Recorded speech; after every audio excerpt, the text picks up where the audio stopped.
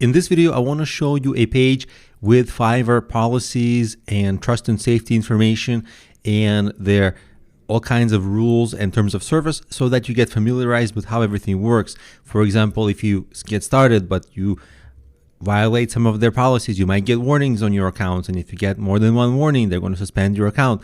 So all these things you should read, and you're going to go to here. I'm going to have a link in the resources section of this video. You basically go here and just make sure you read it, because every question you have, like how to manage your gig, how to handle the orders, what trust and safety issues, well, all these kinds of things and policies, and especially what happens with warnings, like you should read this so that you're not surprised if it happens, because once it happens, it's too late. Like if you get an email from Fiverr, like you violated our policy, and you say, I don't know, not knowing, ignorance is not an excuse for violating the rule. People want to say, oh, I didn't know, excuse me. Actually, no, that's not how it works.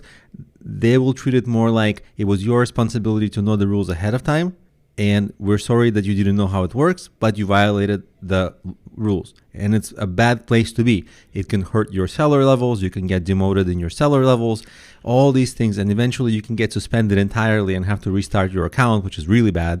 So you want to read these very carefully. I know it's boring, and I know most people will not read that. But the few people that can read that, definitely please read it. Because these are going to have really important information, and you don't want to be asking your friends, hey, can I do this on Fiverr? Your friends don't know either.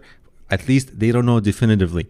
And the only place to get it definitively is actually from this page. So you want to take the time to really look at it.